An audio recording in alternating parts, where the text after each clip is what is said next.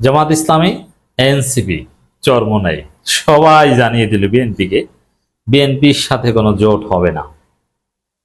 আবার বিএনপির সাথে এতদিন যারা ছিল বিপি নূর, মুজিবুর রহমান মঞ্জু, এবি পার্টি, কেউ বিএনপির সাথে নাই, একদম একলা। সালাউদ্দিন আহমেদ বলেছিলেন যে জামাত ইসলামীর সাথে জোটের কোনো সুযোগ নেই, কিন্তু এনসিপির জন্য দরজা খোলা। আর চরমোনাই দরবারে তো টুপি মাথায় দিয়ে শীতের দিনে অজু করে মির্জা ফখরুল গিয়েছিলেন, নামাজও পড়েছেন। এমনিতে নামাজ পড়েন না, কিন্তু ওইখানে গিয়েছেন, নামাজ না পড়লে হয়, সুন্নাত নামাজও পড়েছেন চেয়ারে বসে। এমনিতে কিন্তু এরা নামাজ পড়েন, আমি জেনে শুনে বলছি। তো সবার পিছনেই ঘুরেছেন। আর জামাতের সাথে তো লন্ডনে বৈঠকই করেছে। জামাতের সাথে প্রাথমিক একটা ঐক্যমত হয়েছিল, কিন্তু ওটা কিছুদিন টেকে নেই। তো সবার সাথেই জামাত, চরমোনাই, এনসিপি তিন দলের সাথেই জোট করতে বিএনপি পিছে পিছে ঘুরেছিল, হুজুর হুজুর হুজুর হুজুর আব্বা আব্বা করেছিল। কিন্তু তিন দলেই সালাউদ্দিনের মুখের উপর একটা চপেটা গাদ দিলেন। তাদের কথা স্পষ্ট। প্রথমে জামাতেরটা বলি, জামাতের সাথে জোট করার সুযোগ নাই, অথচ জামাত তাদের সাথে জোট করতেই চায় নাই। অথচ জামাত ইসলামী বলছে জামাত কোন চাঁদাবাজ কিংবা সন্ত্রাসীদের সঙ্গে জোট করবে না। ডক্টর শফিকুল ইসলাম মাসুদ, জামাতের সাথে জোট করার সুযোগ নাই, আরে সন্ত্রাস চাঁদাবাজের সাথে জোট করবেই না। এখন কেমন লাগে সালাউদ্দিন? আবার এনসিপি বলছে যে গণঅভ্যুত্থানের শক্তিকে আমরা যারা জীবন দিতে চেয়েছিলাম, আমাদেরকে বিএনপি কিনতে পারবে না। সিটের লোভ দেখিয়ে, ক্ষমতার লোভ দেখিয়ে আমাদের কেনা যাবে না, ওইসব লোভ আমাদের দেখাবেন না। তো দরজা খোলা বলছে, আপনার দরজা যায় কে? দরজা খোলা, আপনার দরজায় তো আমরা যাই না, আপনি দরজা খোলা না বন্ধ এটা এটা দিয়ে তো আমার দরকারই নেই। আর দরজা খোলা এটাকে বলছে প্রলোভন দেখানো, বলছে এই প্রলোভনে কাজ হবে না, লোভ দেখানো, এই লোভে কাজ হবে না। ক্লিয়ার কথা। আর চরমোনাই তো একদম ধুয়ে দিচ্ছে, শায়েখে চরমোনাই ডেইলি হোসেন মোল্লার মলম লাগাচ্ছে বিএনপিকে। এর অর্থ কি? যে বিএনপি যাদের পেছনে এই জোটের জন্য ঘুরেছে সবাই বিএনপিকে লাথি দিয়ে পাঠিয়ে দিয়েছে, দূর দূর করে তাড়িয়ে দিয়েছে। যা, তোদের সাথে আবার কিসের জোট? শফিকুল ইসলাম মাসুদের কথাটা দেখেন, চাঁদাবাজ সন্ত্রাসীদের সঙ্গে জোট করবে না জামাত। মানে তোদের সাথে আবার জোট করো, চান্দাবাজি, পাথর মেরে হত্যা করো, থাকো টেম্পু স্ট্যান্ডে, নিজেরা কামড়া কামড়ি করো, নিজের ভাইয়ের নিজের রক কেটে দাও, তোমাদের সাথে জোট করব?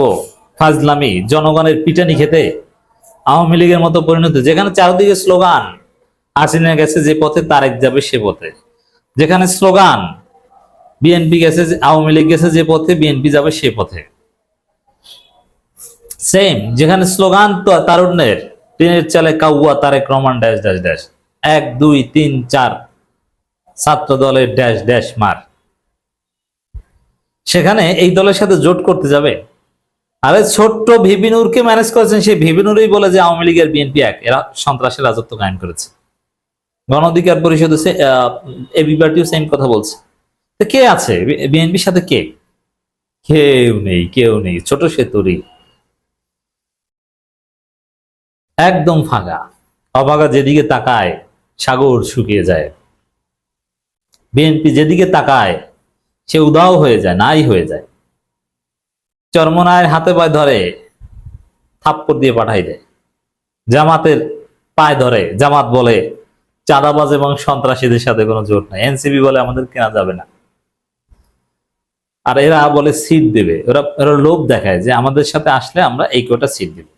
প্রথমে হিসাব করেছিল যে এই ছোট ছোট সিট পার্টি, বিপিন নূরের দলকে দেব 2টা, অমুক দলকে দিব 1টা, জোনায়েদ সাকিকে 1টা, মাহমুদুর রহমান মান্নাকে 1টা, আসম আব্দুর রবকে 1টা, তারেক রহমানের নির্দেশে রুহুল কবির রিজভীর চিঠি। পরে এরা বলছে যে আরে ভাই তোমরা আমাকে সিট দিবা, তুমি নিজেই তো সিট পাবা না, কিসের সিট দিবা? তোমার সাথে জোট করবো কেন? তার চাইতে বরং পিআর সিস্টেম হোক,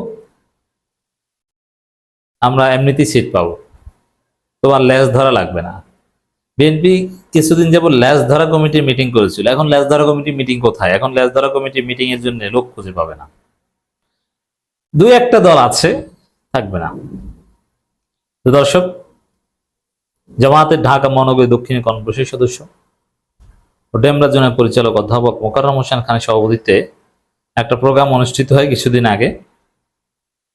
সেখানে ডক্টর শফিকুল ইসলাম মাসুদ বলেন, যারা দল পরিচালনায় ব্যর্থ তারা দেশ পরিচালনায় ব্যর্থ। এর মানে বিএনপি ক্ষমতা আসার আগেই মানুষ তাদের পতন চায়, শফিকুল ইসলাম মাসুদ বলেছেন। এই দলের সাথে জোট করে কোনো লাভ আছে? যাদের ক্ষমতা আসার আগেই পালানো লাগবে। আওয়ামী লীগের মতো বর্ডার, পাহাড়, পানির নিচ থেকে পালানো লাগবে। যারা ক্ষমতায় যাওয়ার আগেই দলের নেতাকর্মীদের নিয়ন্ত্রণ করতে পারে না, তারা ক্ষমতায় গেলে দেশের পরিস্থিতি কতটা ভয়াবহ হবে জাতি সেটা জানে। বিএনপি যদি ক্ষমতায় আসে, আওয়ামী লীগের চাইতে ভয়ানক পরিণতি হবে। আওয়ামী লীগ 17 বছরে বা 15 বছরে, 16 বছরে, 15.5 বছরে যে ফ্যাসিবাদ কায়েম করেছিল, বিএনপি সেটা করবে 1 সপ্তাহে।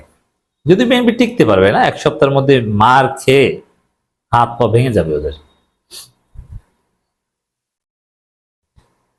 অতএব চান্দাবাজি, আপনার ঘরে ঢুকে চান্দাবাজি করবে, আপনার ঘরের আলমারির গ্লাস খুলে নিয়ে যাবে।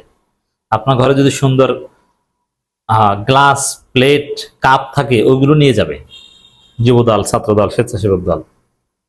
আপনার আসবাবপত্র নিয়ে যাবে, আপনার শোপিস, কর্নার, সোফা কর্নারে যদি একটু শোপিস থাকে, ওগুলো নিয়ে যাবে। হচ্ছে এই পর্যায়ে চেষ্টা। এইসব জায়গায় কিন্তু আওয়ামী লীগ আসেনি। দেখেন এরা কি করছে, চুরি করবে, পাতিল চুরি করবে, বিভিন্ন ক্যাটাগরির বিএনপি। কেউ হচ্ছে এই ঘরের থাল বাটি গ্লাস নেবে, আর কি হচ্ছে গ্রামে যে বাহিরে, গ্রামে তো ঘরের বাহিরে আলাদা একটা রান্নাঘর বা এরকম কিছু থাকে, কিচেন টাইপের, সেখানে হাড়ি পাতিল রাখে, ওইগুলো চুরি করে নিয়ে যাবে। কোনো কিছু নিরাপদ নয়। যে দেশের, যে দলের এক নেতা আরেক নেতার কাছে নিরাপদ নয়, এক নেতা আরেক নেতাকে গুলি করে হত্যা করে, শেষে আবার রক কাটে, তার হাতে কি দেশ নিরাপদ? কখনো নয়। তাদের সাথে জোট ইম্পসিবল। সেই দলের কাছে দেশ ও জাতি কখনো নিরাপদ থাকতে পারে না। ডক্টর মাসুদ আরো বলেন, আওয়ামী জাহিলি যুগের অবসান ঘটার পর এখন কারা প্রতিদিন মানুষ হত্যা করছে, কারা খুনোখুনি করছে, কারা চাঁদাবাজি, সন্ত্রাসী, দখলবাজি, টেন্ডারবাজি করছে, জবাব রাজনৈতিক দলগুলোকে জাতির সামনে দিতে হবে, মানে বিএনপিকেই দিতে হবে। তো বিএনপিকে দমন করতে পারছে না। সবচেয়ে বড় বিষয়, রাজনৈতিক দলগুলো সবাই মিলে পুলিশের প্রত্যেকটা ওসির ঘাট ধরতে হবে। এই ওসি গুলো এক একটা বাটপার, এক একটা বিএনপির দালাল, বিএনপি সন্ত্রাস। ওসি গুলো বিএনপির বিরুদ্ধে মামলা নেয় না, ওসি গুলো বিএনপি সন্ত্রাসীদের ধরে না। ধরতে হলে আগে বিএনপির বড় নেতাদের অনুমতি চায়। এই ওসি গুলোকে শায়েস্তা করতে হবে, ওদেরকে 12টা বাজাতে হবে। আমি বলছি আজকে বিএনপির দালালি যেসব ওসি তোমরা করো, তুমি বলে বলছি, তোমার খবর আছে। তোমার ওসিগিরি পিছন থেকে ঢুকিয়ে দেওয়া হবে অদূর ভবিষ্যতে। এই পুলিশ 24-এর ডলা খেয়ে সোজা হয়নি, এখন আবার বিএনপির দালালি করছে, চান্দাবাজদের দালালি করছে, ওসিরা চান্দাবাদের ভাগ পায়। ওদেরকে, এই ওসি গুলোকে ধমক দিয়ে কথা বলবেন। জামাত, এনসিপি, চরমনের নেতারা ওসির রুমে যে আঙ্গুল উঁচু করে ওর নাকের সামনে আঙ্গুল নিয়ে কথা বলবেন, ওকে থ্রেট দিবেন যে ফাজলামি বন্ধ করো, নাহলে কিন্তু চাকরি ঢুকিয়ে দিব। তাহলে কিছুটা স্থিতিশীলতা আসবে। তো এই পরিস্থিতিতে মিটফোর্ডের ঘটনার কথা শফিকুল ইসলাম মাসুদ উল্লেখ করেছেন। এতে এই চান্দাবাজের সাথে কেউ জোট করবে না, সবাই না বলে দিয়েছে, বিএনপির পক্ষে কেউ নাই। তা আমি আরেকটা কনক্লুশন বলি, মিটফোর্ডের ঘটনার আগে এবং খুলনায় বিএনপির যে রক কাটা, নিজেরা নিজেদের রক কাটা, গুলি করে হত্যা করার পর রক কাটা, এই ঘটনার আগে বিএনপির ভোট যদি 21% থাকতো, এখন তাদের ভোট 11%ও নেই। আবার তাদের সাথে জোট